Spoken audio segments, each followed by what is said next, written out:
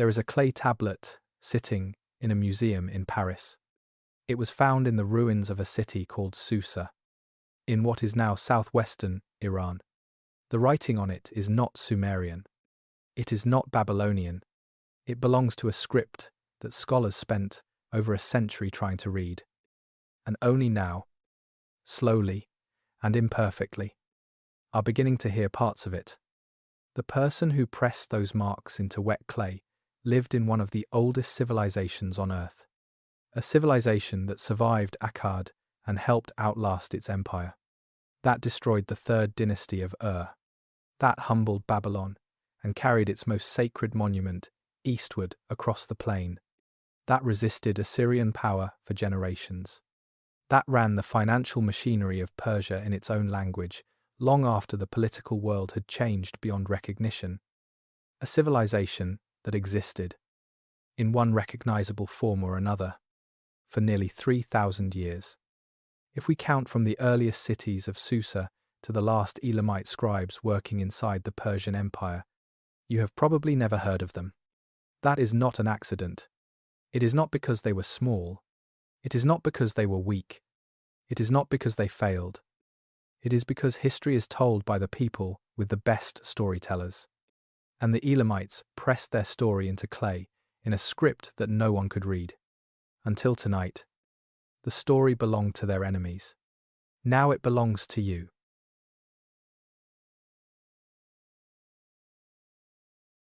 Chapter 1. The Land Between Two Worlds. Close your eyes and imagine driving east from Babylon. You start in flat farmland, the kind of flat that has no edges. Where the horizon is just a line, someone drew in the heat and the soil is dark and rich from 10,000 years of river flooding. The Tigris is behind you. The Euphrates is to your south.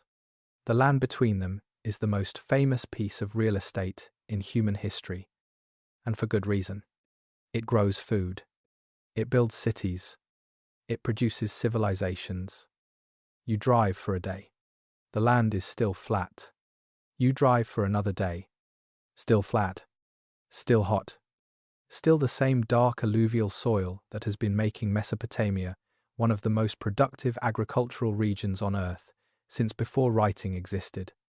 And then, on the third day, something changes. The ground begins to rise. Slowly at first. A gentle swell in the landscape, as if the earth itself is taking a breath. Then more steeply. The vegetation shifts. The air cools. The paths narrow.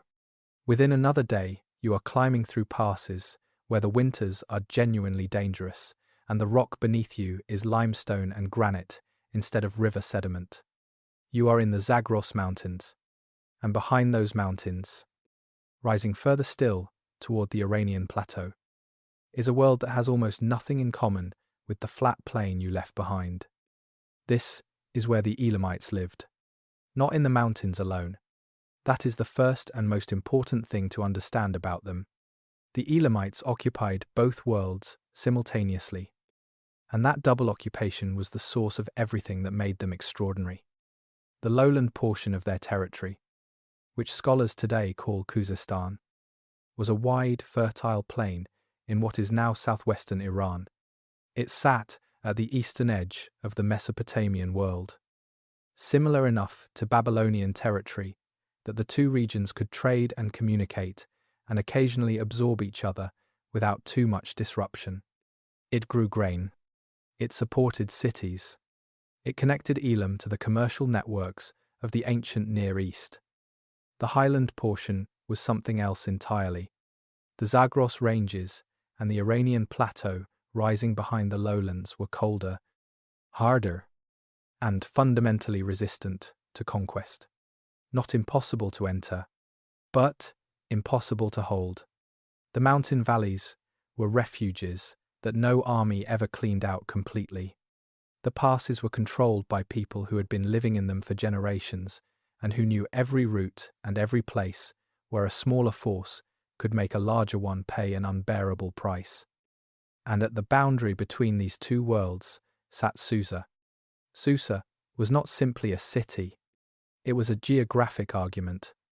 placed precisely where the lowland plain meets the first rise of the highland terrain. It could participate in the commercial world of Mesopotamia while keeping one foot permanently in the mountain world that no Mesopotamian army ever truly held, close enough to Babylon to trade, far enough from Babylon to survive when Babylon wanted to do more than trade. Every conqueror who ever marched against Elam eventually learned the same lesson. You could take Susa. What you could not do was make it stay taken. Behind Susa, the mountains went on indefinitely. The people in those mountains had nowhere else to go and no particular interest in cooperating with whoever had just sacked the city below them. A generation after any conquest, the political structure of Elam would begin reassembling itself from those mountain communities, and the whole process would start again. The geography made a promise that the Elamites spent nearly 3,000 years keeping. Now, consider something specific about this landscape that shaped everything that followed. The Iranian highlands and the regions beyond them connected Elam to copper, tin, and other highland resources that Mesopotamian civilization depended on for its most essential technology. Bronze, an alloy of copper and tin, was the most strategically important material on Earth for roughly 2,000 years. From approximately 3000 BCE to 1000 BCE. Not gold, not silver, not iron, which was rare and difficult to work and would not become widely practical until late in the second millennium BCE. Bronze. A sword made of bronze is significantly more lethal than anything made of stone or bone. A plough tip made of bronze lasts vastly longer than any alternative available in that period. Everything that a complex ancient civilization needed to function at a high level was better in bronze. And bronze required two metals that almost never occur in the same place. The problem for Mesopotamia was that there was almost no copper or tin in the Tigris and Euphrates Valley. The alluvial plain that fed Sumerian and Babylonian civilization was extraordinarily fertile for food, but geologically useless for mining. Every piece of metal that a Mesopotamian smith needed had to come from somewhere else. And the routes that connected those resources to the cities of the plain ran through Elamite territory. This made Elam one of the crucial gatekeepers of the highland supply networks that Mesopotamian civilization depended on. Not the only gatekeeper. The networks were complex and ran through multiple territories and multiple political arrangements, but Elamite territory sat at a critical junction in those networks. And that position gave Elam an economic leverage over Mesopotamia that operated completely independently of military strength. Even when Elam was not powerful enough to defeat a Mesopotamian army in the field, it retained the ability to complicate the supply chains that kept those armies equipped. You could not simply destroy Elam. Destroying Elam completely would have been counterproductive. The Mesopotamian powers needed those highland connections to keep functioning, and those connections ran through Elamite territory, whether the Mesopotamians liked it or not. This is one of the reasons the confrontation between Elam and Mesopotamia lasted as long as it did. It was not merely two neighbors fighting over territory. It was two civilizations so economically entangled with each other that neither could afford to finish the other off entirely, even when they wanted to. Like two neighboring families who cannot stop fighting and cannot stop needing each other. That dynamic runs through the entire story this night will tell. Now look at the city itself. Because Susa was not a young city when Elamite civilization first becomes visible in the historical record.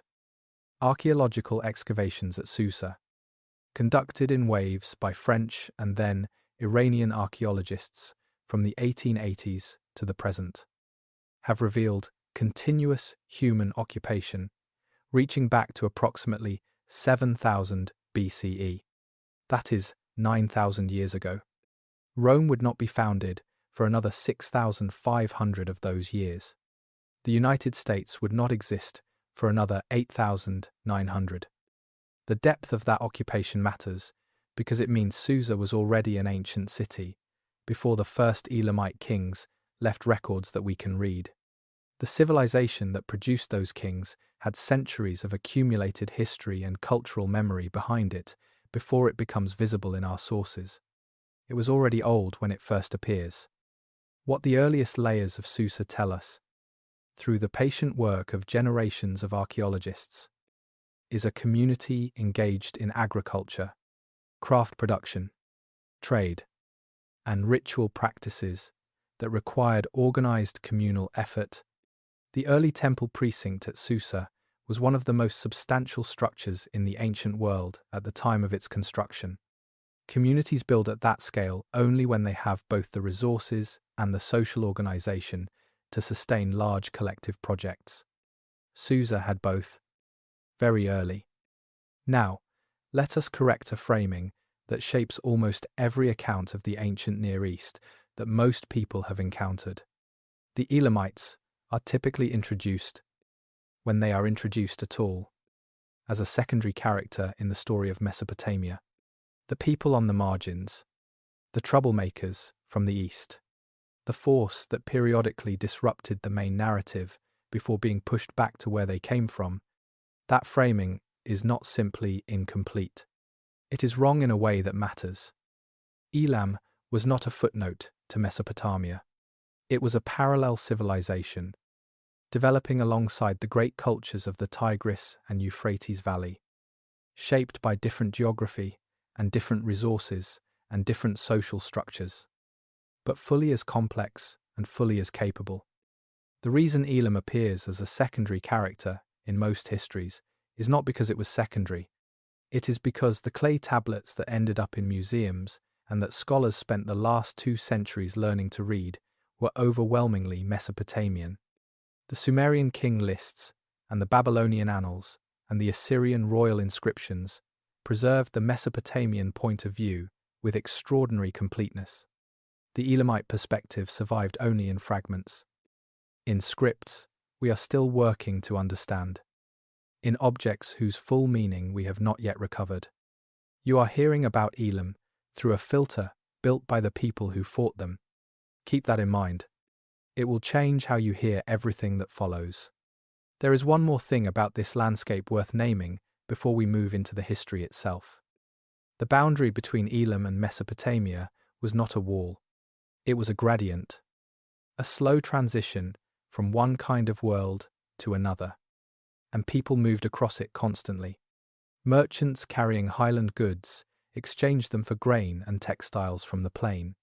Craftsmen and administrators and soldiers crossed back and forth over the course of generations. The result was 2 civilizations that were genuinely different from each other, but also genuinely entangled. They borrowed from each other. They married into each other's ruling families at various points. They fought each other with a ferocity that only comes from people who know each other very well. They were, in the fullest sense of the word, neighbors. And the story of what neighbors like that do to each other across nearly 3,000 years is one of the most extraordinary stories the ancient world produced. The mountains were their shield. The plain was their connection to the world. And Susa, at the boundary between the two, was where they built something that refused, generation after generation, to stay finished. Chapter 2. Writing before the world was ready to read it. Imagine holding an object in your hands. It is a clay tablet, roughly the size of your palm, hardened over 5,000 years into something closer to stone than to mud. Its surface is covered in small pressed marks, organized in columns, following consistent rules. You can see that it means something. The marks are too regular, too deliberate, too structured to be decoration. Someone made this to communicate information that mattered. You cannot read a single word of it. That experience, holding meaning you cannot access, is where the history of Elamite writing begins. And it is an experience that serious scholars have been living with for over a century. Around the year 3200 BCE, roughly 5,200 years ago, Something remarkable happened at Susa, and at several other sites across the Elamite world.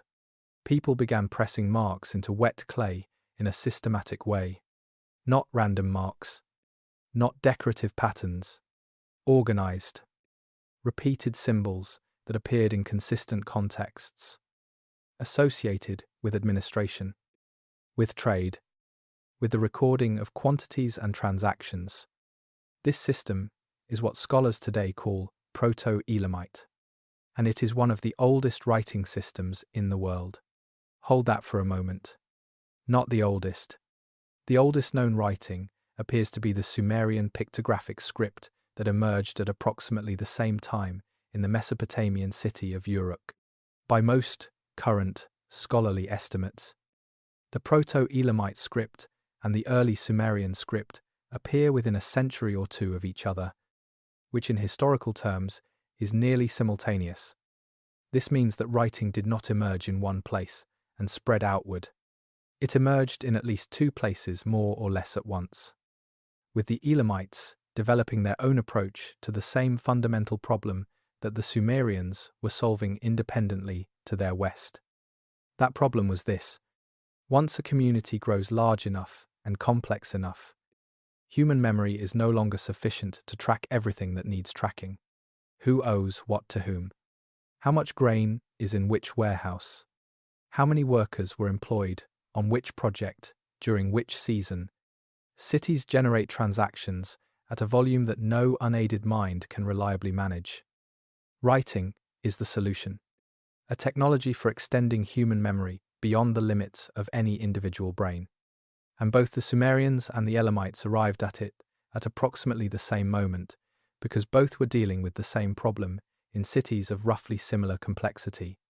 Now here is where the Elamite story takes a turn that is genuinely sobering. The Proto-Elamite script, which appears on thousands of surviving tablets found at various sites including Susa, Anshan, Tepe-Yahya, and others spread across a wide area of the Iranian plateau, has never been fully deciphered. Read that again slowly. One of the oldest writing systems in the world, produced by one of the oldest civilizations in the world, has been sitting in museums and in the ground for over a century of serious scholarship. And, as of this recording, we cannot read it with confidence. Scholars can identify repeated symbols. They can see patterns suggesting certain signs relate to categories of goods, to numbers, to specific kinds of transactions. But the underlying language that the script represents remains deeply unclear. Every generation has made some progress. None has fully cracked it open. The problem appears to be structural. Without something equivalent to the Rosetta Stone, the bilingual text that allowed scholars in the early 19th century to decode Egyptian hieroglyphics by matching it against ancient Greek, Proto-Elamite may resist full reading for a very long time. No such bilingual key has been found. Now, there is a second Elamite writing system, and this one adds another layer to the puzzle. Sometime around 2000 BCE, a new script appears in the Elamite world. Scholars call it Linear Elamite, because its marks look more like lines and strokes than the pictographic quality of Proto-Elamite. It appears on a smaller number of objects, many associated with royal or ceremonial contexts, found on silver vessels and stone statuettes and building inscriptions. For most of the 20th century, Linear Elamite was also considered essentially unreadable. Then, in 2022, a team of researchers, led by a scholar named François Desset, working with colleagues including Mathieu Kervran, Gianpietro Basello, and Gilles Donnet, published work proposing a partial decipherment. Their methodology used known Elamite royal names from cuneiform texts as a kind of key. If the cuneiform spelling of a king's name gives you the sounds, and the linear Elamite inscription of the same name gives you the signs. Matching the two allows you to assign phonetic values to specific signs. Enough assignments. and you can begin testing them against other texts. The response from specialists has been what careful scholarship requires: cautious interest, scrutiny, some enthusiasm about the methodology, some specific objections about particular readings. The debate is ongoing as of this recording. The proposed decipherment has not been definitively confirmed. It has not been definitively refuted. What it has done is open a door that was previously sealed. And if that door continues to open, what lies behind it matters enormously. Because the Elamites, who inscribed those royal dedications and ceremonial objects, were speaking in their own voice, not filtered through Mesopotamian hostility or Mesopotamian categories, for the first time in over 2,000 years. We might eventually hear what an Elamite king actually said about himself, his gods, and his place in the world. We are not there yet, but the direction of travel has changed. Now set aside the undeciphered scripts and look at the one period when Elamite was written in a script we can actually read. From roughly the early 2nd millennium BCE onward, Elamite administrators and scribes began using the cuneiform script that had originated in Mesopotamia and spread throughout the ancient Near East as the international writing system of diplomacy and commerce. They adapted it to write their own language, and those texts can be read by scholars today with reasonable confidence. What those texts reveal about the Elamite language is remarkable. Elamite is what linguists call a language isolate, a technical term meaning it has no demonstrated relationship to any other known language family. It is not related to Sumerian, which is itself an isolate. It is not related to the Semitic family that includes Akkadian and Babylonian, and eventually Arabic and Hebrew. It is not related to the Indo-European family that would later produce Persian and Greek and Sanskrit and Latin and English. As far as current linguistic scholarship can determine, Elamite left no surviving descendant languages. It stands entirely alone. Think about what that means in human terms. The people who spoke Elamite were not speaking a distant cousin of anything else we know. They were speaking a language with no known relatives, alive or dead. A way of organizing human thought and expression that evolved in isolation from every other great language family in the ancient world. When the last Elamite speaker died, a completely unique way of seeing and naming the world disappeared permanently, not transformed into something else, not absorbed by a related tongue that preserved its essential character, gone, in the way that a color would be gone if every eye capable of seeing it ceased to exist. We have some of what the Elamites wrote in cuneiform, enough to know that their language was complex and capable and organized around principles quite different from the Semitic languages of their neighbors. But we do not have their literature. If they produced literature, in the sense we mean by that word, we do not have their theology in their own theological language. We do not have the Elamite equivalent of the Epic of Gilgamesh. Either those texts were never written down, or they were written in scripts we cannot yet read, or they were written in cuneiform and have not been found, or they were written in materials that did not survive. Any one of those possibilities should give you pause. What it means is that we are dealing with one of the oldest and most consequential civilizations in the ancient world, and the window we have into their inner life is narrower than the window we have into almost any other civilization of comparable age and importance. We are not listening to the Elamites speak. We are listening to the echo that their silence left in the records of everyone around them. And in that echo, something enormous is still audible. Chapter 3. The First Rise, the World Before the Wars. There is a name that appears in the ancient records of Mesopotamia with the specific quality of recurring unease. Not unease about an army. Unease about a direction. East. When the great scribes of Sumer and Akkad and Ur wanted to describe where the unexpected came from, where the forces that upset the careful order of the river valley originated.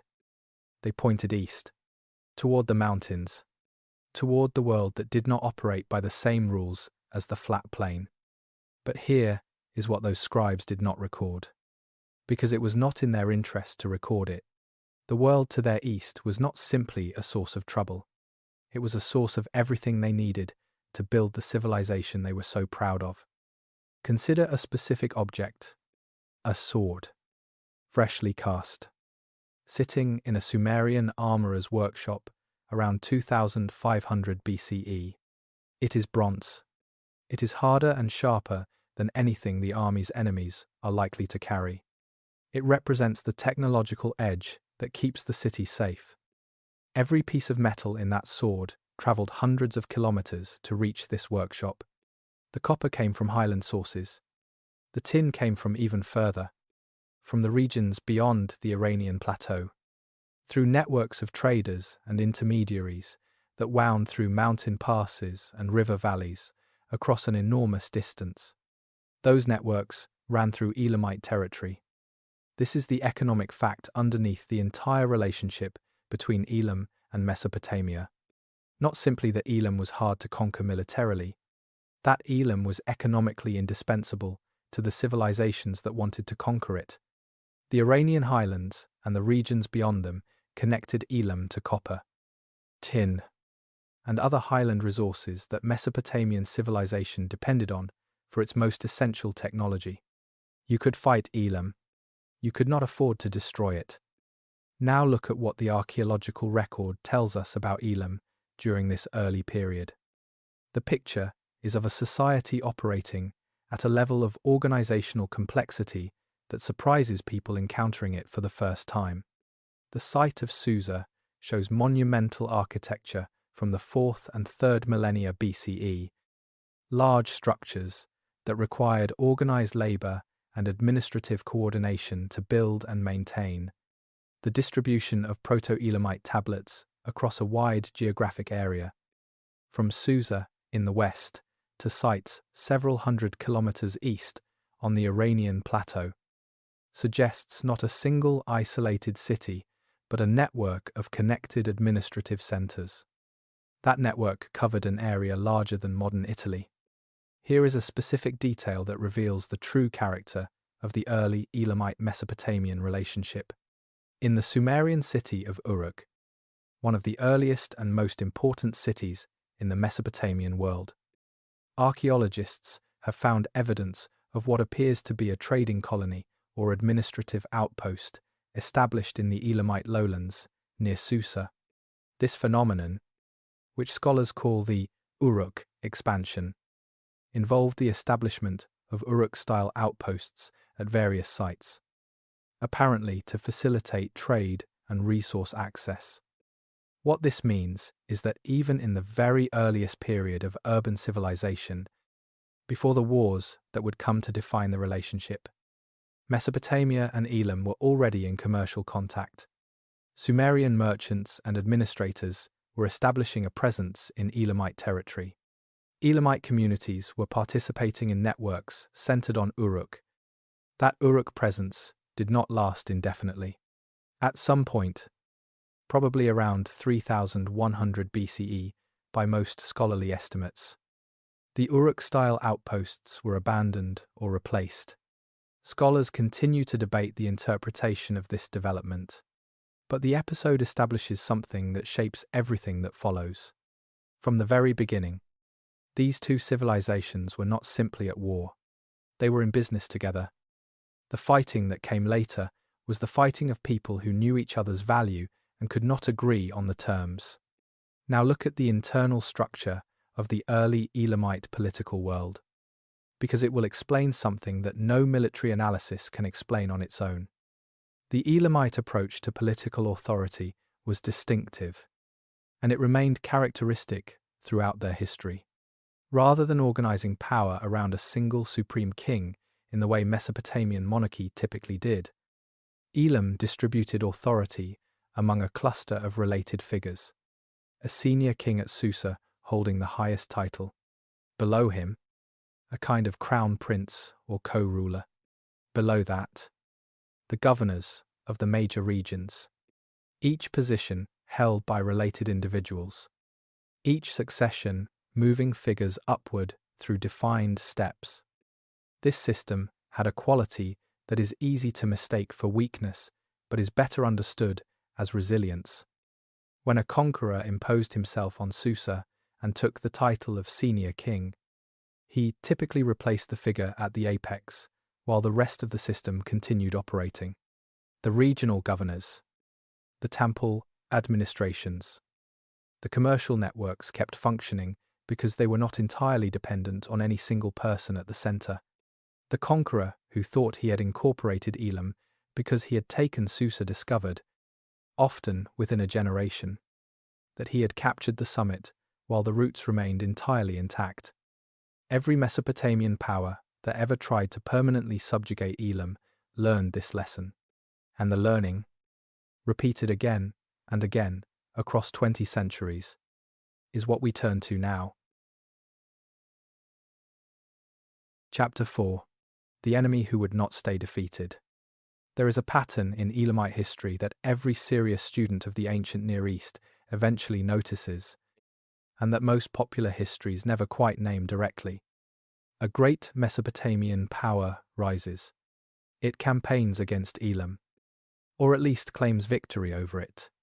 It installs governors, demands tribute, carves its achievement into stone, and then, within a generation or two, sometimes faster, Elam is back, not weakened, not apologetic, back, reorganized, and frequently applying to its former conqueror exactly the kind of pressure that conqueror once applied to it. This pattern repeated itself with a regularity that must have been genuinely maddening to experience from the Mesopotamian side. The reason it happened, over and over, is the geography we examined in the first chapter, working its patient structural logic across centuries. You cannot permanently defeat a civilization whose heartland you cannot permanently occupy. The Akkadian Empire, founded by Sargon of Akkad around 2330 BCE by conventional dating, was the first Mesopotamian power to attempt systematic domination of Elam on a large scale. Sargon campaigned in Elamite territory and claimed significant victories in his royal inscriptions. His successors continued these campaigns. The great Akkadian king, Naram-Sin, who ruled toward the end of the 23rd century BCE by conventional dating, appears to have achieved something closer to genuine control over parts of Elamite territory, installing a governor at Susa and demanding Akkadian administrative practices. Then the Akkadian Empire collapsed, and one of the first things that happened was the reassertion of Elamite independence. A dynasty of Elamite kings had been subordinate to Akkadian power during the empire's height. Within the following decades, their successors were operating independently and expanding their own authority. The highland provinces that Akkad had tried to control reverted to Elamite management. The mountain routes had held through the period of Akkadian dominance. The moment the pressure was removed, the Elamite world sprang back toward its natural shape. Elam survived Akkad and helped outlast its empire. The Third Dynasty of Ur, which modern historians sometimes call Ur III, emerged from the chaos that followed to briefly reconstitute Mesopotamian power under a series of energetic Sumerian kings, beginning around 2112 BCE. Ur III built one of the most administratively sophisticated states in the ancient world. Its bureaucracy, producing hundreds of thousands of clay tablets, recording everything from daily ration distributions to the wages of canal workers. Ur III also claimed authority over Elam and installed governors in Susa. The Elamite lowlands were administered as a province during this period. In approximately 2004 BCE, by the conventional middle chronology, though scholars place this event within a range of several decades, the Elamites destroyed Ur. Elamite forces marched out of their highland territory, swept across the plain, and sacked one of the greatest cities in the ancient world, the last king of Ur III. A man named Ibbi-Sin was captured and taken back to Elam as a prisoner. The destruction of Ur was so traumatic for Mesopotamian civilization that a series of literary laments were composed about it. The Lament for the Destruction of Ur, a Sumerian poem that survives in multiple copies, describes the catastrophe in terms of divine abandonment, the patron gods withdrawing their protection and allowing the Elamites to pour in. Think about that for a moment. The destruction of a city was significant enough to generate an entire literary genre of mourning, and the people who caused that destruction are absent from our understanding of their own motivations. We have the lament of the victim. We do not have the account of the victor. The Elamites did not write down why they destroyed Ur, or if they did, we cannot yet read it. Now enter Hammurabi of Babylon. Hammurabi is one of the best-known names in ancient history. He ruled Babylon from approximately 1792 to 1750 BCE by the conventional middle chronology, and during his reign, he transformed what had been one city among many into the dominant power of the Mesopotamian world. His law code, inscribed on a stone monument and publicly displayed so that any person who had been wronged could find justice, is one of the most famous documents in the history of human civilization. Note where that monument was eventually found by archaeologists. Susa, the Elamite capital. We will come back to how it got there, but first look at Hammurabi's relationship with Elam in its proper context, because it is more complicated than most accounts suggest. In the early part of Hammurabi's reign, Elam was actually an ally of Babylon. The political landscape of Mesopotamia in the 18th century BCE was a complex web of shifting alliances among several significant powers, including Larsa, Mari, Eshnunna, Assyria, and Elam itself. The Elamite king of this period, a man named Siwe-Pala-Kupak, held the highest Elamite royal title and was a significant figure in regional politics. Hammurabi and the Elamite king communicated, negotiated, and at certain points cooperated against common enemies. Then the alliance collapsed. The specific sequence is preserved in fragments of correspondence and royal inscriptions, and historians continue to debate some of the details. What is clear is that by around 1760 BCE, by conventional dating, Hammurabi and Elam were in open conflict, and that Hammurabi eventually won a significant military victory that he celebrated in his inscriptions. The victory was real. It was not permanent. Within a generation of Hammurabi's death, the old Babylonian state began to weaken. Elamite pressure from the east, Kassite pressure from the northeast, and, in approximately 1650 BCE, a Hittite army from Anatolia raided Babylon itself, carrying off the statue of Marduk, the chief god of Babylon. The old Babylonian period was over. The Kassites moved into the resulting vacuum and established a dynasty that would rule Babylon for roughly 4 centuries. Their relationship with Elam during this long period involved both conflict and commercial exchange that archaeology is still helping scholars understand. What matters for this story is what came after the Kassites. Around 1200 BCE, the ancient world went through one of the most catastrophic periods in the history of human civilization. Historians call it the Late Bronze Age collapse. Within the space of roughly 50 years, nearly every major palace civilization around the eastern Mediterranean either disappeared or contracted dramatically. The Mycenaean civilization of Greece collapsed.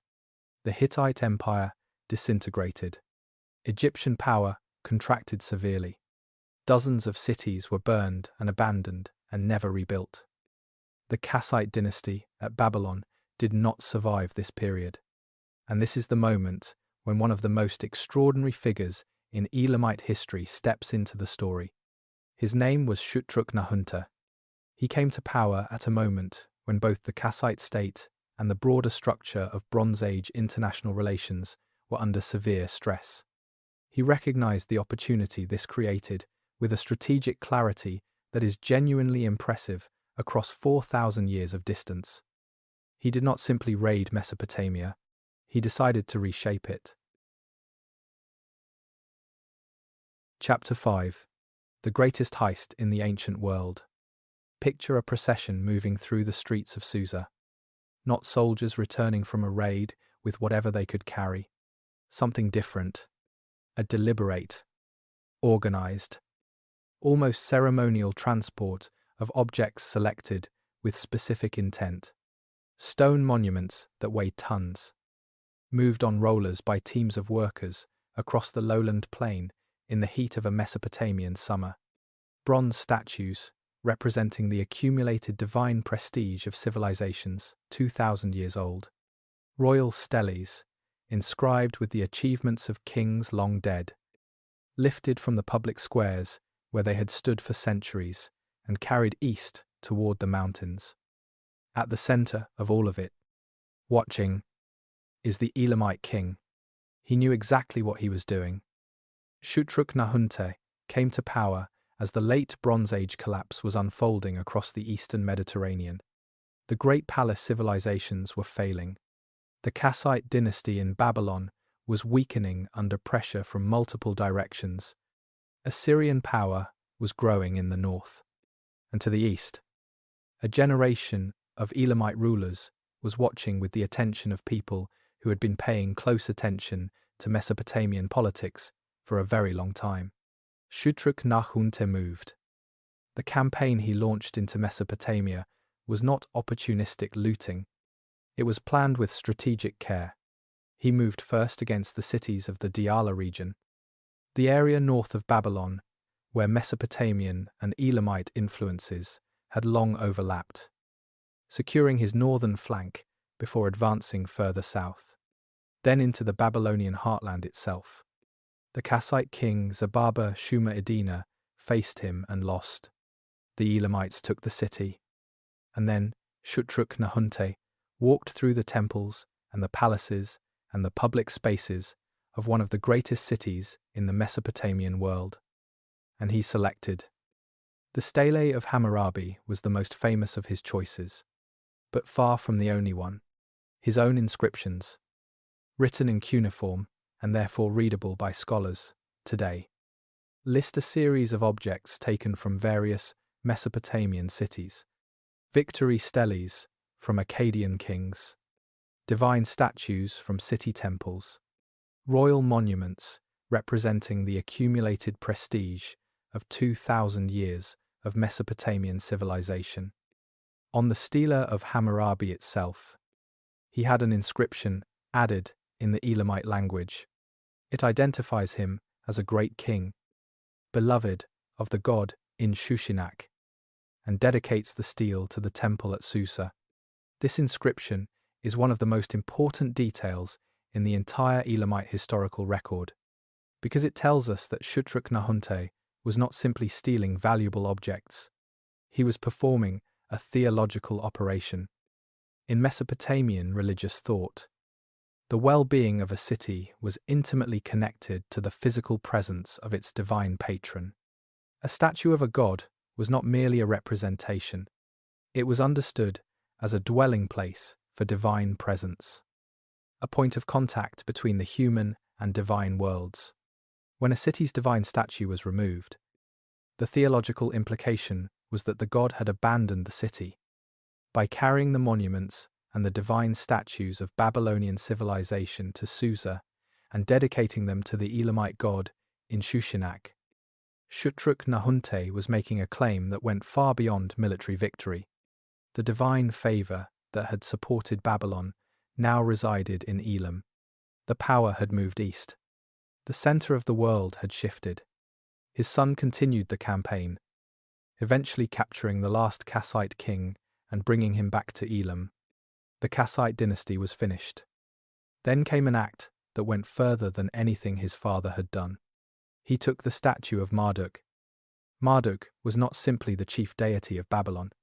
By the Kassite period, Babylonian theology had developed a sophisticated understanding of Marduk as the king of the gods, the divine figure whose authority over the cosmos underpinned the entire order of civilization.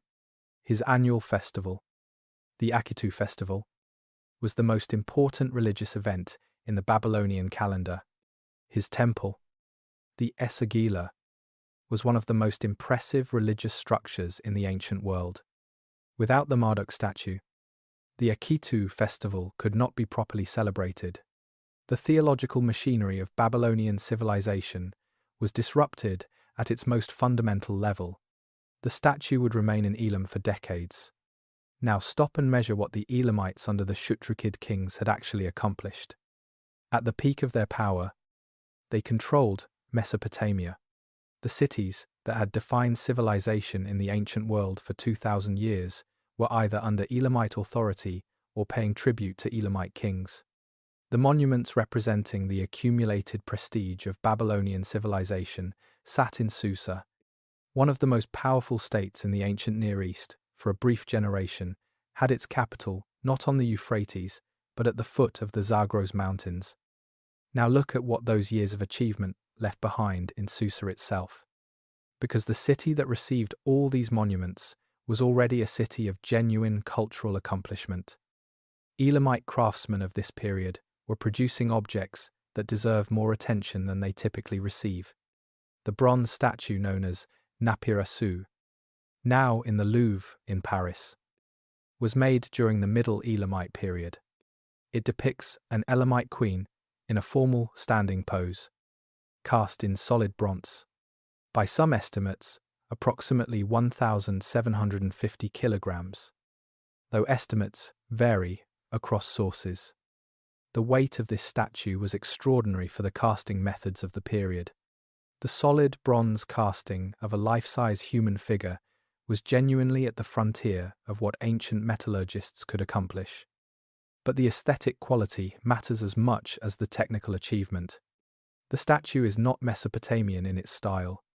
The treatment of the figure, the proportions, the details of the garment and jewelry, all follow conventions that are distinctively Elamite, developed over centuries of artistic tradition with its own logic and its own reference points.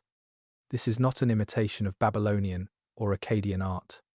It is something genuinely different, the product of a tradition that had been developing in its own direction, in its own mountains and on its own plain, for as long as Mesopotamian art had been developing in its direction.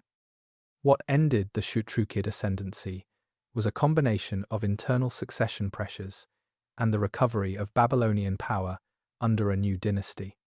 A Babylonian king named Nebuchadnezzar I, who ruled from approximately 1125 to 1104 BCE by conventional dating, caught an Elamite army returning from a raid in the summer heat of the lowland plain and struck at a moment of genuine Elamite vulnerability. The Babylonian victory was decisive. The Marduk statue was recovered and returned to Babylon with enormous ceremony. The Shutrukid peak was over, but the Stele of Hammurabi remained at Susa. Nebuchadnezzar's victory, though significant, was not total enough to allow him to penetrate deep into Elamite territory and retrieve it. The stele that Hammurabi had commissioned to represent the justice of Babylonian civilization, that Shutruk-Nahunta had carried east as a statement of Elamite divine favor, would remain in Susa for another 3,000 years, until French archaeologists found it in 1899 and took it to Paris, where it sits today in the Louvre, where it has been, in one place or another, since an Elamite king put it in Susa. That is worth sitting with. The most famous monument of Babylonian civilization is in Paris because an Elamite king moved it to his capital more than 3,000 years ago. The Elamite political structure survived Nebuchadnezzar's counterattack. The dynasty was damaged. The territory was intact. The mountains remained. And the lesson of the Shutrukid period. The lesson that a weakened Mesopotamia was an opportunity for Elamite expansion would be available to every Elamite king who came after. Whenever the cycle turned again and the powers to the west found themselves in difficulty, the most prolonged chapter of the entire 3,000-year confrontation was still ahead. Chapter 6. 4 centuries against the war machine. There is a wall in what was once the palace of Nineveh, the capital of the Assyrian Empire, covered from floor to ceiling in carved stone reliefs. The images show armies marching in perfect columns, cities falling, prisoners led in chains through foreign landscapes, defeated kings kneeling before a conqueror on his throne. The craftsmanship is extraordinary. The narrative sophistication is remarkable. These are among the finest examples of ancient Near Eastern art that survive. A significant portion of them depict one subject above all others: the wars against Elam. You do not dedicate that much stone and that much artistic labor to a minor enemy. You do not fill your palace walls with image after image of a conflict spanning decades if that conflict posed no serious challenge. The Elamites were on those walls because the Assyrian kings needed their subjects and their foreign visitors to understand that confronting Elam was one of the central defining tests of Assyrian power. It took them generations to pass that test. And even then, the question of whether they truly passed it is more complicated than the palace walls suggest. To understand the confrontation between Elam and Assyria, you need to understand what Assyria was, because it was genuinely unlike anything the ancient world had produced before it. The Assyrian state had its origins in the city of Ashur, a trading center on the upper Tigris River in what is now northern Iraq. The early Assyrians were merchants, sophisticated commercial operators who used written contracts and complex systems of debt and partnership to run long-distance trading networks. That commercial background shaped everything that came after. When Assyria developed into a military empire, it brought to imperial administration the same systematic attention to record-keeping and organizational efficiency that its merchant origins had cultivated. The records that Assyrian administration produced, the royal annals, the military reports, the administrative correspondence, survived in quantities that give historians a far more detailed picture of Assyrian history than of almost any other ancient Near Eastern state, which means that our picture of the Elam-Assyria conflict is, once again, primarily the Assyrian picture. The Elamite perspective on what it meant to resist the most powerful military machine of the ancient world for generations exists only in fragments. The Neo-Assyrian Empire began its rise in the 9th century BCE. By the 8th century, Assyria had become the dominant power in the ancient Near East by a substantial margin, controlling territories stretching from the Persian Gulf to the mountains of eastern Anatolia and westward to the Mediterranean coast. Elam sat at the eastern edge of this expanding power. The relationship between the two was defined not just by direct military confrontation, but by a third party that sat between them: Babylon. Babylon sat between Assyria and Elam. Geographically and politically, the Assyrians wanted to control it, both for its wealth and its prestige, and because controlling Babylon meant controlling the agricultural heartland of Mesopotamia. The Elamites wanted to maintain influence over it, both for economic leverage and because a functioning Babylonian state served as a buffer between Elam and the full weight of Assyrian military power. Whenever the Babylonians resisted Assyrian authority, the Elamites provided support, sometimes openly, with actual military forces fighting alongside Babylonian rebels, sometimes quietly, with supplies and encouragement, always as a persistent complication for Assyrian strategy, a problem that could not be ignored while Elam remained independent in the east. This triangular dynamic shaped the conflict for over a century. Now stop and look at one specific scene from the middle of this conflict, because it puts a human face on what strategy and politics can sometimes flatten into abstraction. The year is approximately 689 BCE. The Assyrian king Sennacherib has been dealing with Babylonian resistance, backed by Elamite support for most of his reign. Every time he suppresses a rebellion, Elamite backing helps another one begin. Every client arrangement he makes in Babylon eventually becomes another problem. The cycle will not stop. He makes a decision. He will not capture Babylon. He will not install another king. He will not negotiate. He will destroy it.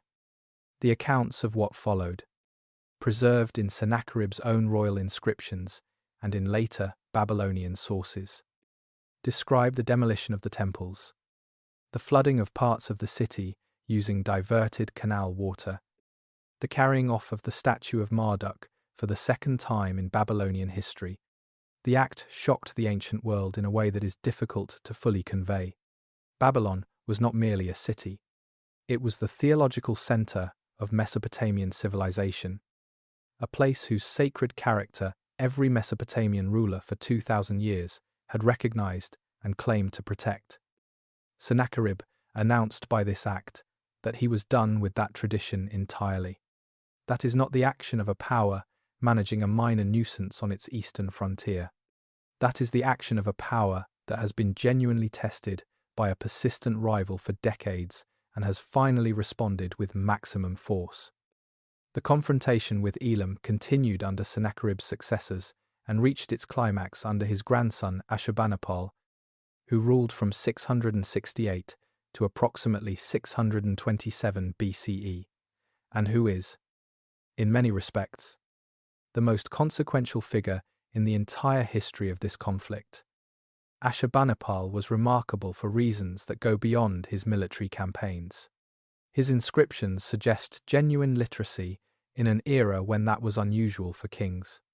He assembled at Nineveh one of the largest libraries of the ancient world, a collection of tens of thousands of clay tablets covering astronomical observations, medical texts, and mythological literature, including the copies of the Epic of Gilgamesh that are our primary source for that ancient story. He was a king with genuine intellectual interests who was also capable of extraordinary violence. The Elamite king who faced Ashurbanipal in the early years of his reign was a man named Urtaku. By Ashurbanipal's own account, the two had initially been on relatively good terms, with Ashurbanipal claiming in his annals that he sent grain to Elam during a period of famine. Then Urtaku supported a Babylonian rebellion against Assyrian authority. The campaign failed. Urtaku died shortly afterward and was succeeded by a ruler named Tumman. Tumman, as described by Assyrian sources that are hostile and need to be read with that hostility in mind, was aggressive in his approach to both internal rivals and external enemies. He drove out members of the Elamite royal family who had maintained connections to Ashurbanipal. Those exiled princes fled to the Assyrian court, where Ashurbanipal gave them refuge. This gave Ashurbanipal something useful. He now had rival claimants to the Elamite throne sheltering at his court, providing both justification for intervention in Elamite internal affairs and potential instruments for installing a more cooperative government in Susa. The confrontation came at the Battle of the Ulai River. By the dates given in Ashurbanipal's own annals, approximately 653 BCE. The Ulai River, known today as the Karun River in southwestern Iran, ran through the Elamite lowlands near Susa. Ashurbanipal's annals describe the Elamite forces as substantial and the fighting as intense, which is worth noting because Assyrian royal inscriptions did not typically acknowledge serious resistance from enemies they were claiming to have decisively defeated. The Assyrians won. Toman was killed.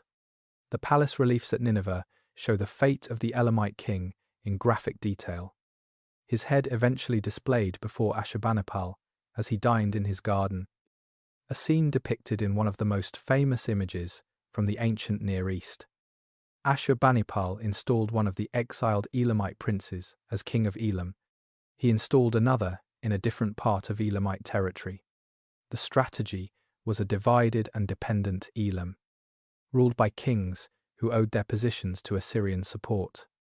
It worked for a period, but it contained a problem that Ashurbanipal, for all his intelligence, could not fully solve. Client rulers who depend on you for their position are stable only as long as you can maintain the credibility of your support. The moment those rulers begin to calculate that Assyrian backing might not protect them against internal rivals offering a more independent policy, the arrangement begins to fray. And, in the Elamite political system, with its distributed authority among regional and dynastic figures, there were always alternative centers of power capable of challenging a king installed by a foreign patron. One client king was deposed by internal rivals. Another shifted his policies in a less cooperative direction as he consolidated his own position. The Elamite political network kept generating leadership that was not reliably useful to Ashurbanipal, regardless of what he did to the individuals at the top. This brought him to a conclusion that was logically consistent and historically consequential. He decided to destroy Elam rather than manage it. Chapter 7. The Assyrian Victory that was also a defeat. The campaigns of approximately 647 to 645 BCE were different in character from any previous Assyrian engagement with Elam. They were not aimed at defeating an Elamite army in the field and installing a cooperative king. They were aimed at something more fundamental, at destroying the Elamite state's capacity to function at all. Ashurbanipal marched into Elam with a systematic thoroughness that his own annals describe in terms that are difficult to read without feeling the weight of what they record. City after city in the Elamite lowlands was taken and destroyed. Temples were burned. Palaces were demolished. Then came something that went beyond military destruction into territory that the ancient world recognized as a different category of act entirely. The bones of ancient Elamite kings were dug from their tombs and carried to Assyria. In the ancient Near Eastern context, where the proper burial and ongoing commemoration of ancestors was essential to the continued well-being of the communities they had founded, disturbing the graves of the ancestors was a theological assault, an attempt to sever the connection between the living Elamite community and the divine power their predecessors had accumulated and transmitted across generations. You could destroy a palace. Palaces could be rebuilt. To destroy the graves of the ancestors was to attack something that could not be rebuilt in the same way. Then Ashurbanipal marched to Susa. He took the city, and he left a record of what he did there in a passage of his annals that is one of the most extraordinary documents of deliberate destruction in the ancient world. In his own account, translated from the Akkadian in which it was written, he records destroying the temples, smashing the divine statues, carrying away precious metals from the temple treasuries, opening the graves of the Elamite kings and carrying their bones to Assyria, devastating the provinces of Elam, and spreading salt over them. He records silencing the voices of men, the footsteps of cattle, the sound of sheep. He records making the wild animals inhabit those places. This is a king describing the deliberate reduction of a civilization to silence, not conquest for exploitation, destruction as a policy objective in its own right. Now ask the question this raises: did it work? The immediate military and political answer is yes. The Elamite state, centered on Susa, was not a functioning political entity in the years immediately following these campaigns. It was not sending armies to support Babylonian rebels. It was not threatening Assyrian-controlled territories. But the strategic answer, measured across the decades that followed, is considerably more complicated. By destroying Elam, Ashurbanipal removed one of the stabilizing elements of the eastern frontier of the Mesopotamian world, the Elamite state. For all the trouble it had caused Assyria, had also served as a buffer between the Mesopotamian plain and the deeper Iranian world to the east. As long as Elam was functioning as a state, the peoples and powers of the Iranian plateau had to deal with Elam before they could reach Mesopotamia. When Ashurbanipal destroyed that system, he did not make the eastern frontier safer. He made it more open. Ashurbanipal died somewhere around 627 BCE. The date is uncertain, and that uncertainty is itself a sign that things were not going well in the empire's final years. Within 2 years of his death, the Assyrian Empire was in serious political crisis. Within 20 years, it was gone. In 612 BCE, a coalition of Babylonians and Medes sacked Nineveh, the capital of the empire that had covered its palace walls with images of its victories over Elam was burned and buried. The library that Ashurbanipal had assembled was destroyed. The clay tablets survived underground for 25 centuries until archaeologists found them in the 19th century. The speed of the collapse still astonishes historians who study it. An empire that had dominated the Near East for generations, that had defeated every military force it faced, that had sacked cities from Egypt to Elam, disintegrated within a generation of its greatest king's death. The Medes, who helped destroy Nineveh, came from the northwestern Iranian plateau. They came from precisely the direction that the Elamite state had previously helped contain. The political vacuum left by the destruction of Elam contributed, in ways that are difficult to measure precisely, but not difficult to understand in general terms, to the destabilization of the eastern frontier that eventually helped bring Assyria down. A case can be made, and some scholars have made it, that Ashurbanipal's greatest strategic error was being too thorough in his destruction of Elam. A weakened and dependent Elam would have served Assyrian interests by absorbing the energy of the peoples further east. A destroyed Elam served no one's interests except those of the powers about to fill the vacuum. The standard narrative ends the Elamite story here. With the sack of Susa, the Elamites disappear from the standard account. Persia appears, and the 2 stories are treated as separate chapters, one ending cleanly and another beginning. This separation is not accurate. The Elamite lowlands were devastated, and the organized political structure centered on Susa was destroyed. But the broader Elamite world was not destroyed. The mountain communities of the Zagros, that had always been the deep roots of Elamite civilization, were not reached in any comprehensive way. The physical and logistical challenges of campaigning in the Zagros were as formidable for Ashurbanipal as they had been for every conqueror before him.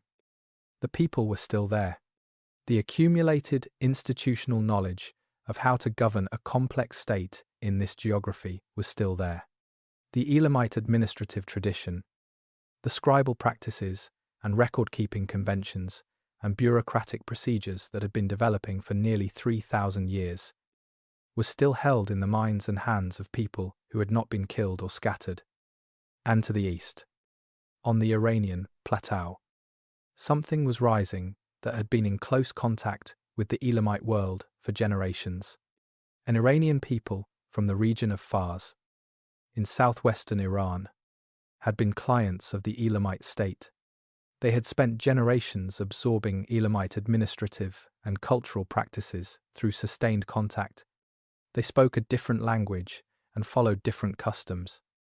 But they knew how Elamite administration worked because they had worked within it. These people were the Persians. What they were about to build would use the ruins of the Elamite world as its foundation in ways so specific and so thorough that the standard separation between Elamite history and Persian history begins to look like a convenience for historians rather than a fact about the world. The Elamite story was not over. It was about to change form. Chapter 8. The Ghost in the Machine, how Elam became the backbone of Persia. There is a room in the ruins of Persepolis, in what is now southern Iran, that archaeologists call the Treasury. It was excavated in the 1930s by a team from the Oriental Institute of the University of Chicago. What they found inside was one of the most consequential archival discoveries of the 20th century. Thousands of clay tablets, inscribed in careful, systematic columns, recording in exhaustive detail the financial transactions of the Persian imperial administration, rations paid to workers, payments made to officials, goods distributed from the royal stores, the daily paperwork of the largest empire the ancient world had yet seen. The tablets were written in Elamite, not in Old Persian, the language of the Persian royal family, and the language carved into the great ceremonial inscriptions at Persepolis and Behistun, not in Aramaic, the international language of trade and diplomacy that the Persian Empire used for communication across its vast territories. Elamite, the daily financial administration of the Persian Empire. At its very center, in the city that served as one of its ceremonial capitals, was conducted in the language of the civilization that Ashurbanipal had tried to reduce to silence less than a century and a half earlier. Sit with that for a moment. Less than 150 years after Ashurbanipal spread salt over the provinces of Elam and made the wild animals inhabit those places, the people who administered the treasury of the largest empire the world had yet seen were pressing Elamite marks into clay in exactly the way their predecessors had done at Susa for 3,000 years before them. This single fact contains more information about the relationship between Elam and Persia than a dozen pages of conventional historical narrative. When the Persians built their empire, they did not build it from scratch. They built it on an existing foundation of administrative knowledge and practice that had been developed in this part of the world over centuries. And the people who carried that knowledge, who knew how to run the granaries and the treasury and the labor registration system and all the other machinery of complex state administration, were Elamite speakers working within an Elamite bureaucratic tradition. Understanding how this happened requires going back before Cyrus the Great and looking at the relationship between the Persian people and the Elamite world from which they emerged. The Persians first appear in the historical record in Assyrian texts from the 9th century BCE. They are described as an Iranian people living in a region of the western Iranian plateau, in the vicinity of what is now the province of Fars in southern Iran. From the beginning, they appear in proximity to the Elamite world. The territory they inhabited was either within or immediately adjacent to regions that had been part of the extended Elamite cultural and political sphere for generations. The early Persian kings, whose names and genealogy are preserved in later Persian royal inscriptions and in the accounts of Greek historians, were initially in a subordinate relationship to the Elamite state. Their scribes trained in Elamite scribal traditions. Their kings dealt with Elamite overlords and learned the conventions of Elamite court life and Elamite political culture through generations of sustained contact. When the Elamite state was devastated by Ashurbanipal's campaigns, the Persians did not lose what this contact had given them. They had absorbed enough of the Elamite administrative tradition that they could carry it forward independently. They kept the knowledge alive in the institutional memory of a people who had been trained within it for generations. The Median Empire that replaced Assyrian dominance in the late 7th century BCE was the next power the Persians had to navigate. The Medes extended their authority over the Iranian world, including the territories where the Persians lived. For roughly 3 generations, the Persian kings were clients of the Median Empire, paying tribute and acknowledging Median authority while maintaining their own local governance. Cyrus II came to the throne of the Persian kingdom sometime around 559 BCE.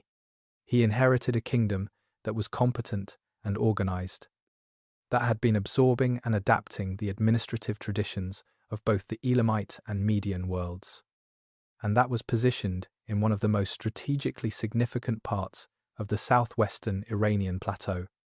In 550 BCE, Cyrus rose against the Median king Astyages and defeated him. The broad outline of this revolt, in which a successful rebellion brought the Median Empire under Persian control, is well established in the historical record, even if specific details from ancient accounts need to be treated with appropriate caution. Cyrus absorbed the Median territories and took over the Median administrative system, adding it to the Persian and Elamite administrative traditions he already possessed. He then moved west. In approximately 547 BCE, by conventional dating, Cyrus defeated Croesus of Lydia, the famously wealthy king of western Anatolia. In 539 BCE, he took Babylon. The last Neo-Babylonian king, Nabonidus, had alienated the Babylonian priesthood through his religious policies. Babylon opened its gates to Cyrus without significant military resistance. The method by which Cyrus took Babylon is as significant as the fact that he took it. He did not sack the city. He did not destroy its temples or carry off its divine statues. He presented himself as the legitimate heir to the Babylonian tradition, a king chosen by Marduk himself to restore proper order after the impieties of Nabonidus. The Cyrus cylinder, a clay barrel inscription found in Babylon in the 19th century and now in the British Museum, describes his entry into the city in terms that emphasize his respect for Babylonian religious tradition and his role as a restorer rather than a conqueror. This approach was characteristic of Persian imperial policy in a way that distinguished it fundamentally from the Assyrian model, where Ashurbanipal had destroyed Elam's temples and carried off its royal bones. Cyrus respected Babylon's temples and positioned himself within Babylon's own religious narrative. Where Assyrian kings had covered palace walls with images of conquest and humiliation, Persian kings presented themselves as legitimate heirs of the traditions they absorbed. The contrast is not accidental. The Persian royal family had emerged from the Elamite world. They had seen what happened when a great power tried to rule through pure terror and destruction. The result was not a permanently subdued province. It was a destabilized frontier that helped bring the destroying empire down. The Persian model was different. Respect local religious traditions. Use existing administrative structures wherever possible. Rule through local elites who have reasons to cooperate. Keep the administrative machinery running. And that administrative machinery, at the heart of the Persian Empire, ran in Elamite. The Persepolis fortification tablets cover the period from approximately 509 to 494 BCE. During the reign of Darius I, they record in extraordinary detail the financial operations of the Persian imperial center. Rations for workers of many different ethnic backgrounds are recorded in Elamite. Payments to officials traveling on imperial business are recorded in Elamite. The movement of commodities through the imperial distribution system is recorded in Elamite. The scribes who produced these tablets were overwhelmingly Elamite speakers. Their names, where they can be identified, are predominantly Elamite names. The administrative conventions they use, the way they structure their records, and the terminology they employ follow Elamite scribal tradition. These conventions were not invented under Darius. They were inherited from a bureaucratic practice that had been developing in this part of the world since before the Persians existed as a distinct political entity. These scribes were not peripheral figures. They were the people who kept the treasury running, the people who made sure that the tens of thousands of workers building Persepolis got fed, the people who ensured that officials traveling on imperial business received their allowances, the people who tracked the flow of goods through a distribution system that reached from Egypt to India. Without them, the empire did not function. Now look at Susa itself during the Persian period, because the fate of the old Elamite capital is one of the clearest pieces of evidence for the continuity between the two worlds. Darius I chose Susa as one of the principal capitals of his empire, not Persepolis alone, which he was building new as a ceremonial center, not Babylon, the ancient prestige capital of Mesopotamia. Susa, the city that Ashurbanipal had devastated, was rebuilt on a scale that, in some respects, exceeded anything it had seen during the Elamite period. Darius constructed a massive palace complex there, the remains of which have been studied by archaeologists for over a century. The building program drew on materials and craftsmen from across the empire, as Darius himself records in a foundation inscription known as the Susa Foundation Charter. That inscription is one of the most remarkable documents of the Persian Empire. Darius describes the construction in terms that emphasize its cosmopolitan character. Cedarwood from Lebanon, gold from Sardis and Bactria, lapis lazuli and carnelian from Sogdiana, silver and ebony from Egypt, stoneworkers from Ionia and Sardis, brickworkers from Babylonia. And Susa is where all of this converged. The city that had been the heart of Elamite civilization for 3,000 years was now the administrative capital of the largest empire the world had yet seen. The choice of Susa was not arbitrary.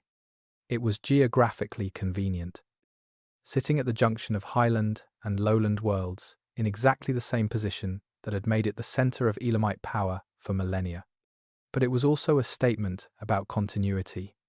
By making Susa one of his capitals, Darius was positioning himself within a tradition of authority in this part of the world that long preceded the Persian people as a political force.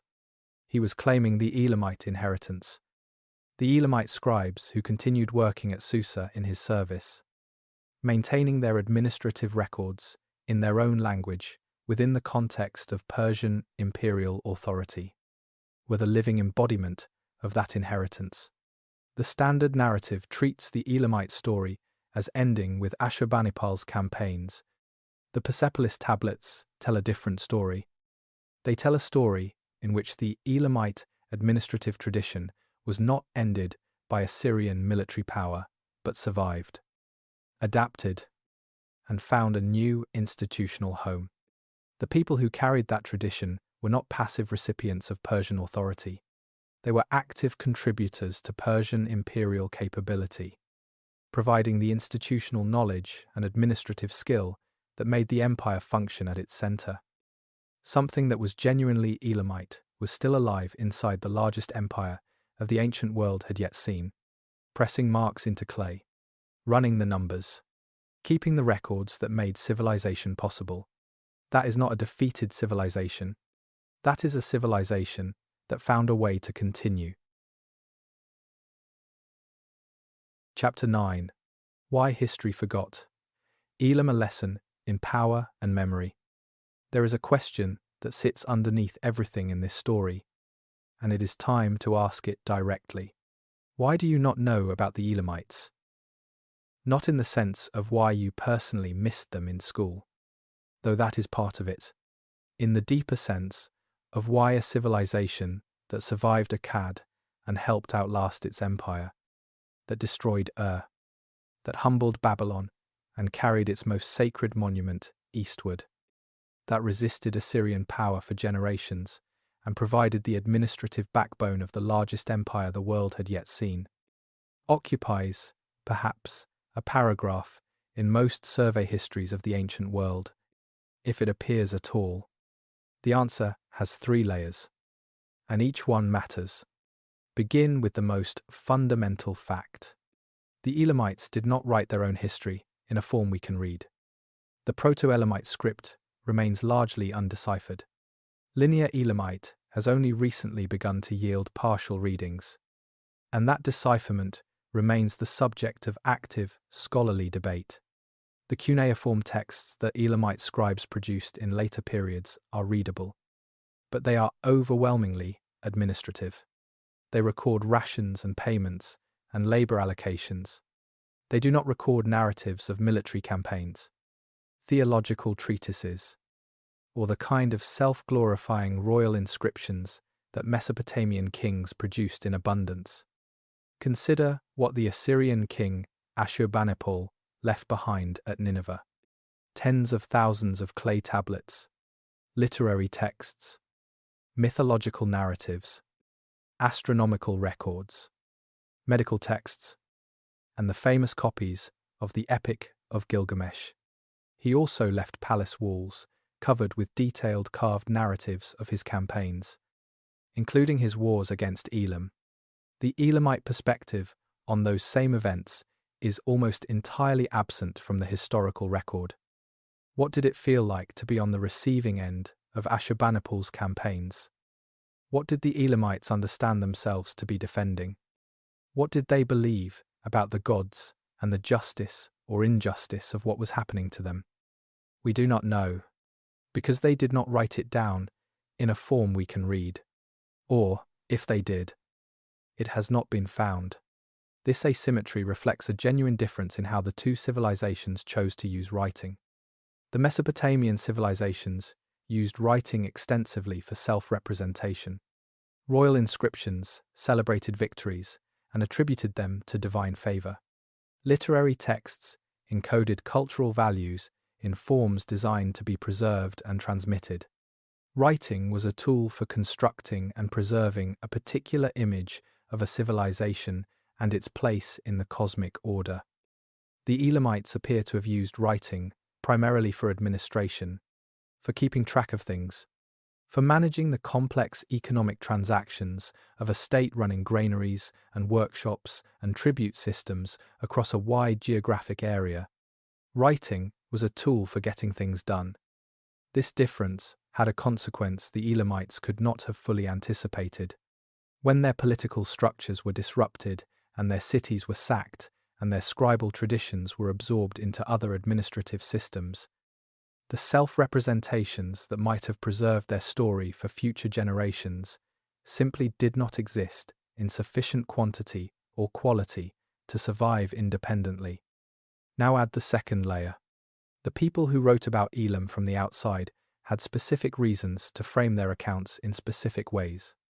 The Assyrian royal inscriptions, that are one of our most important sources for Elamite history, were produced to celebrate Assyrian victories. They were carefully crafted texts designed to demonstrate the power of the Assyrian king and the favor of the Assyrian gods.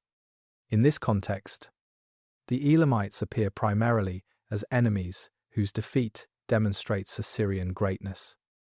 The Babylonian texts present the Elamites as threats and disruptors. The laments over the destruction of Ur present the Elamites as divine punishment or natural disaster rather than as political actors with comprehensible motivations. The Greek historians who wrote about the ancient Near East had almost no direct knowledge of Elam.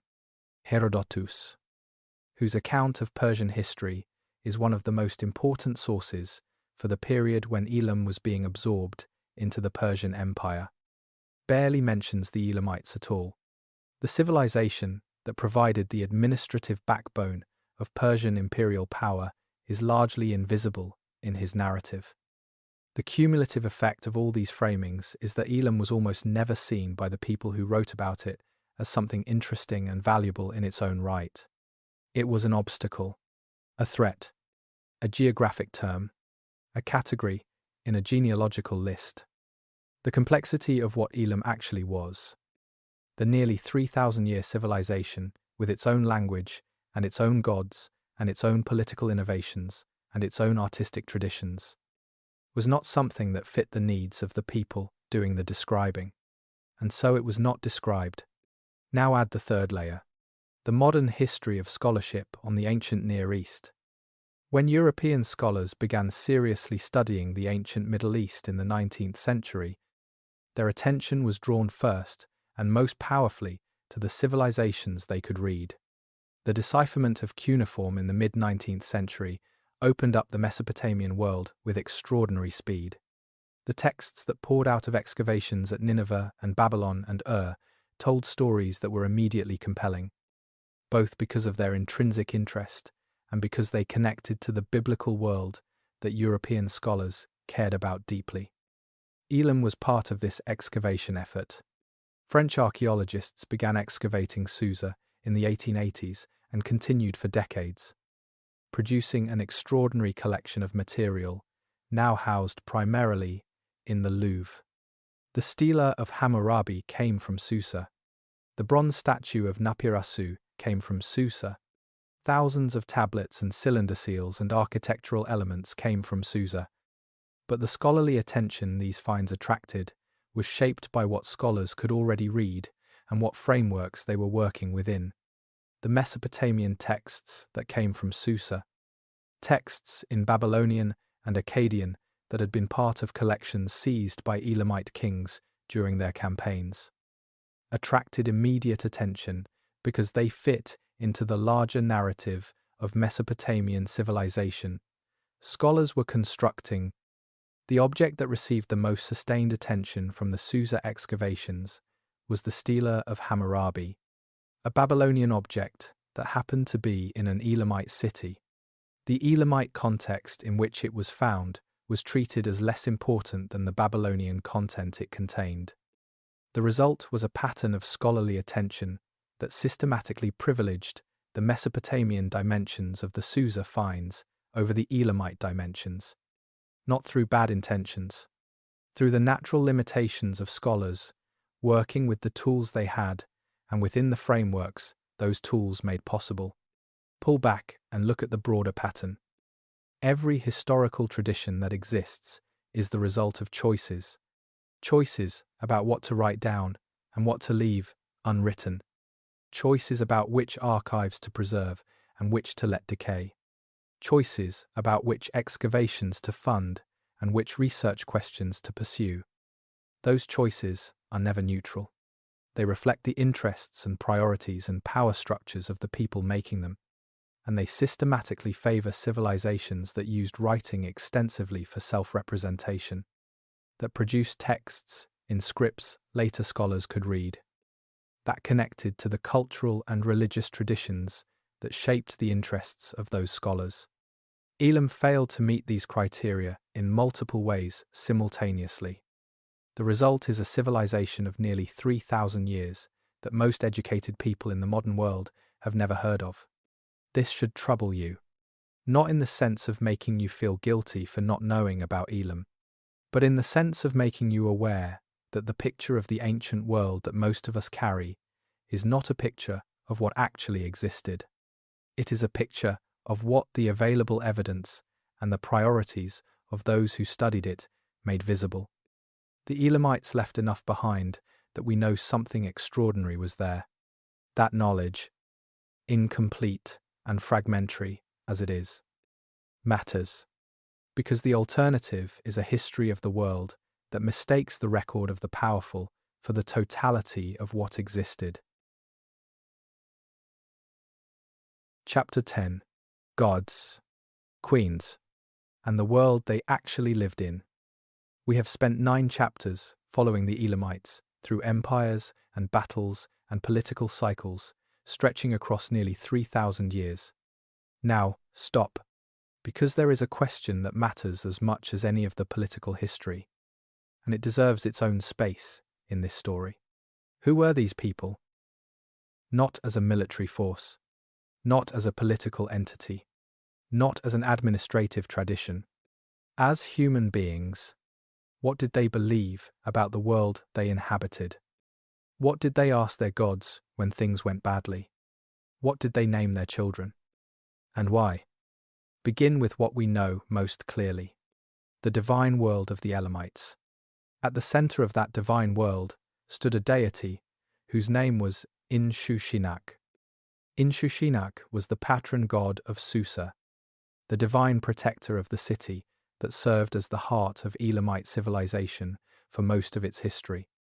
His name appears to mean something like Lord of Susa, and his role was that of a divine king, a heavenly counterpart to the earthly ruler who governed in his name. The Elamite kings, who built temples and waged wars regularly invoked in Shushinak as the source of their authority and the guarantor of their success.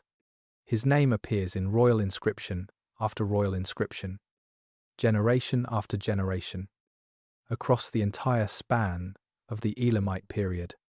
He was associated with the serpent, a symbol that appears in images connected to his cult. In the ancient Near Eastern context, the serpent was not primarily a symbol of evil in the way that later tradition would make it. It was a symbol of the earth, of renewal, of the wisdom that came from a creature that renewed itself by shedding its skin and moved between the surface world and the underground world with apparent ease. Alongside in Shushinak stood a goddess named Kiririsha, who appears in the evidence as a great mother goddess, associated with creation and fertility and the productive powers of the earth. Her principal sanctuary was at a highland location called Lian, on the coast of the Persian Gulf, and the fact that her center of worship was in the highlands rather than the lowland capital reflects the dual geography of the Elamite world itself. The lowland god of the city, the highland goddess of mountain and sea. Together, they gave the Elamite cosmos a geographic breadth that matched the political geography of the civilization. Now here is where the evidence offers something more personal than royal theology. Personal names in Elamite administrative documents are one of the most valuable sources for understanding religious practice at the individual level, because the names people give their children reflect what matters to them in the most immediate and intimate way possible. Elamite personal names frequently invoke the protection of specific deities. A child named something that translates as, in Shushinak is my protection, or Kiririsha has given, is a child whose parents were expressing genuine religious commitment in the most personal context available to them. And when we look at the Persepolis tablets, where thousands of individual Elamite workers and officials are identified by name, we find people working within the Persian imperial administration, receiving their rations from Persian royal stores, living under Persian authority, and giving their children names that invoke Elamite deities. Integration into the Persian system did not immediately or completely replace the religious identity that people had maintained across generations. Inside the administrative records of the largest empire the world had yet seen, Elamite religion was still alive and being passed to the next generation.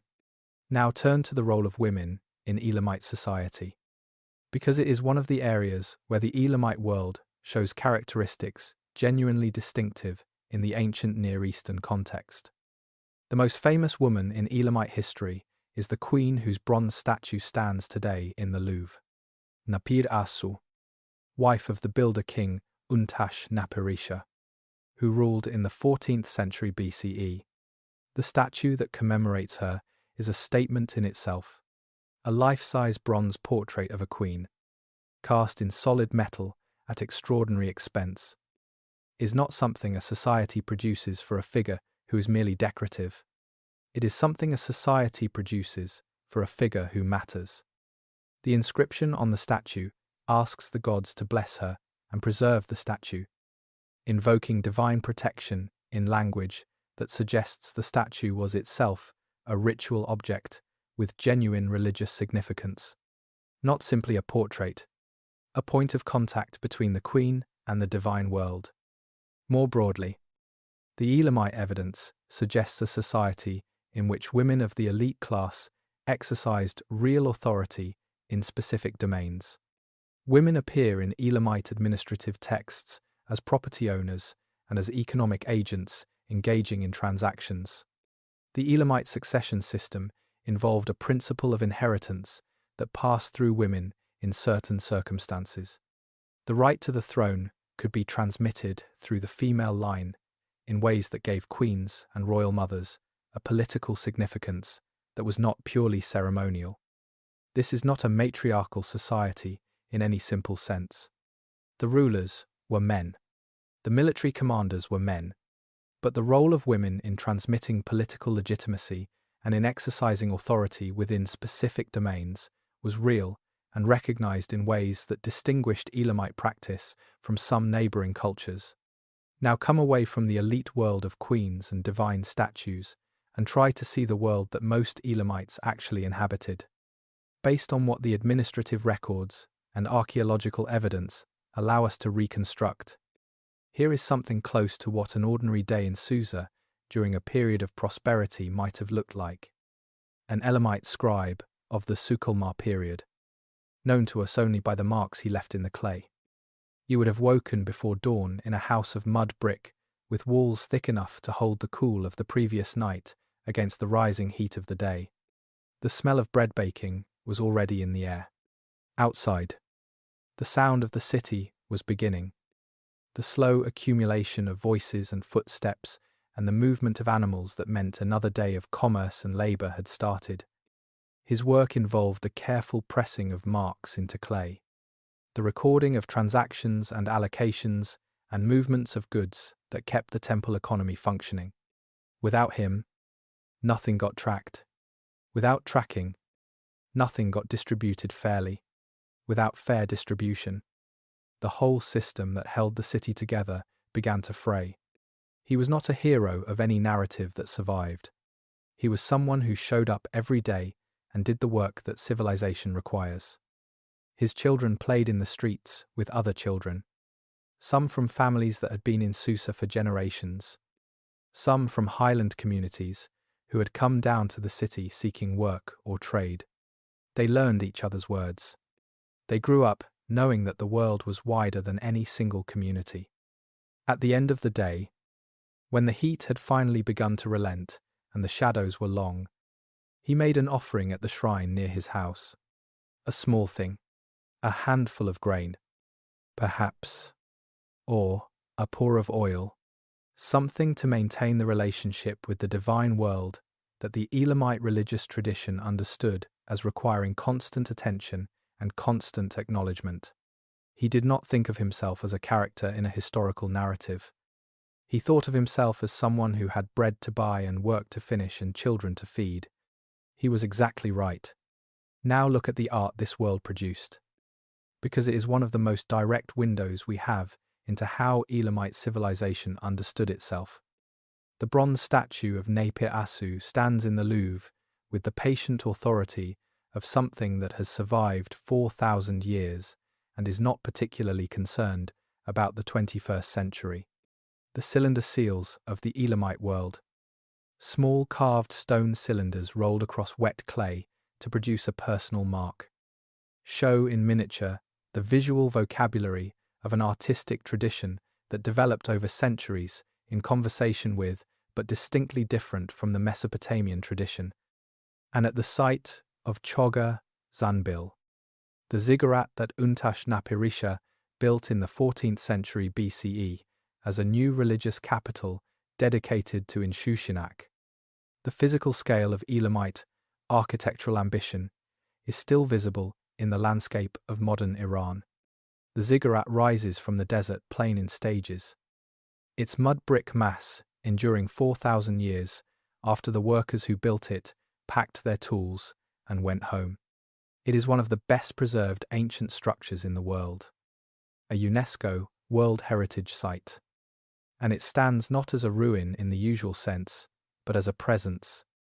Standing at its base and looking up, you are in the presence of something that an Elamite king built for an Elamite god in an Elamite landscape, with Elamite workers following Elamite architectural conventions developed over centuries.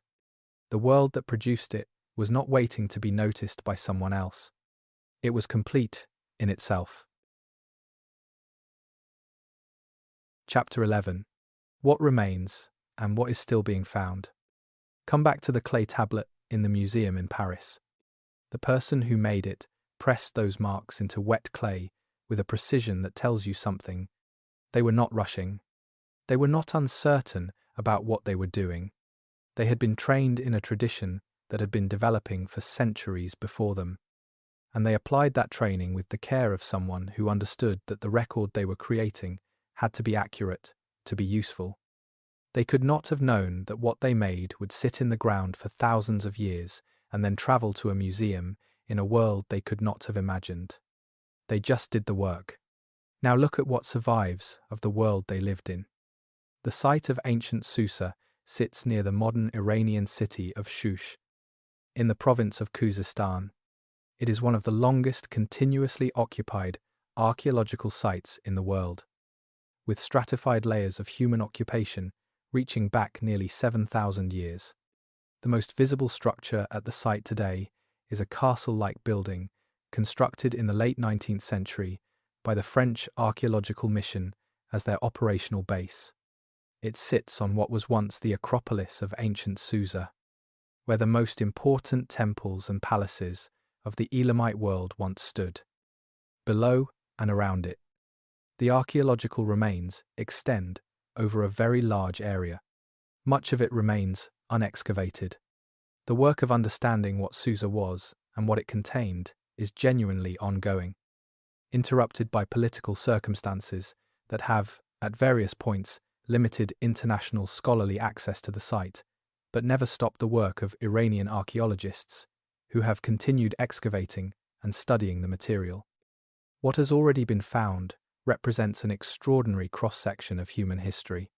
The earliest layers contain the remains of a Neolithic farming community of the 6th millennium BCE. Above that, the emergence of Proto-Elamite administrative culture in the 4th millennium.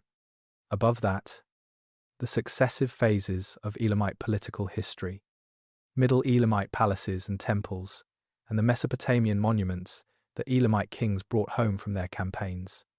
Above that, the Persian imperial levels. Above that, Hellenistic and Parthian and Sasanian levels. The successive civilizations that occupied this strategic location in the centuries after the Achaemenid Empire fell to Alexander of Macedon. The ground at Susa is saturated with human history in a way that few places on Earth can match. Now turn to where Susa's objects have ended up, because the story of what happened to the material remains of this city is its own chapter in how we understand the ancient world. The Louvre in Paris holds the largest collection of Elamite material outside Iran, a legacy of the French archaeological mission that worked at Susa from the 1880s. Among the objects in the Louvre from Susa are some of the most important artifacts from the ancient Near East in any collection anywhere. The Stele of Hammurabi sits in the Richelieu wing and attracts tens of thousands of visitors per year. Most of those visitors know it as a Babylonian object.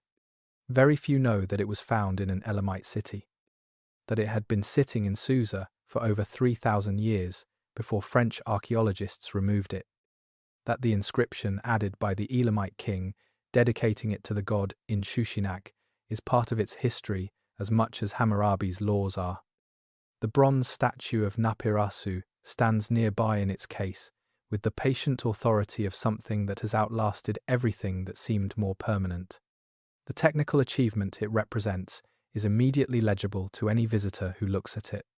The artistic world it comes from becomes visible to anyone who looks long enough and knows what to look for. Outside the Louvre, Elamite material exists in collections across the world. The British Museum, the Metropolitan Museum of Art in New York, the Oriental Institute at the University of Chicago, which holds one of the most important archives of Elamite administrative documents outside of Iran, the Persepolis fortification tablets that continue to yield new understanding with each generation of scholarship that examines them. The National Museum of Iran in Tehran holds the objects that remained in the country, and Iranian scholars have continued producing research on Elamite material with results increasingly influential in international scholarship. Now look at what scholarship is doing with this material, because the field at the time of this recording is more active than at any previous point. The Persepolis Fortification Archive Project at the Oriental Institute has been working for years to produce a comprehensive, scholarly edition of the tablets using digital photography, three-dimensional scanning, and database technology that allows patterns in thousands of documents to be identified that would be invisible to human readers working with individual tablets in isolation. Every new study adds detail to the picture of an Elamite administrative world, considerably more complex and capable than the standard historical narrative suggests. The work on the undeciphered scripts continues, with new energy following the 2022 publication proposing a partial decipherment of Linear Elamite. Whether that proposed decipherment holds up to continuing specialist scrutiny and proves productive in reading new texts is something the scholarly community is still evaluating. The history of ancient script decipherment includes both genuine breakthroughs and false starts, and responsible scholarship requires maintaining appropriate caution, but even the attempt represents a significant shift in what scholars believe is possible. New excavations at sites across the Zagros region and the Iranian plateau are producing material that is slowly building a picture of the wider Elamite world beyond Susa. Remote sensing technology, using satellite imagery to identify buried structures without excavating them, is revealing the scale and organization of ancient settlements previously unknown. DNA analysis of ancient human remains is adding a biological dimension to the understanding of Elamite population history. The story of Elam is not finished being told. It is only beginning to be told properly. The scholars who will produce the most transformative insights about Elamite civilization are, in many cases, still early in their careers. The technologies that will allow Proto-Elamite to be understood, if that becomes possible, may not yet exist in their final form. The excavations that will reveal previously unknown Elamite sites are in some cases not yet begun. What exists now is enough to know that something extraordinary was there. What will exist in a generation may be enough to tell us what that extraordinary thing actually said about itself, in its own voice, in the language it developed in isolation from every other tongue in the ancient world. The clay is still speaking. We are still learning how to listen. Chapter 13. The Marks in the Clay. Come back to the beginning. Not to the museum in Paris, where this story started. To the ground itself, in southwestern Iran, where the city of Susa stood for 5,000 years, and where something of it still stands today. It is early morning. The air, before the heat arrives, has a quality that anyone who has ever been in this part of the world recognizes immediately. Clear and still, with the smell of dust and something older than dust. The light is coming from the east, from the direction of the mountains that protected this civilization for so long, and it falls at a low angle across the ruins that stretch out in every direction. Somewhere beneath the ground you are standing on, there is a clay tablet, maybe thousands of them, maybe tens of thousands. The ground at Susa has been giving up its tablets for over a century of excavation, and there is no reason to believe it has finished.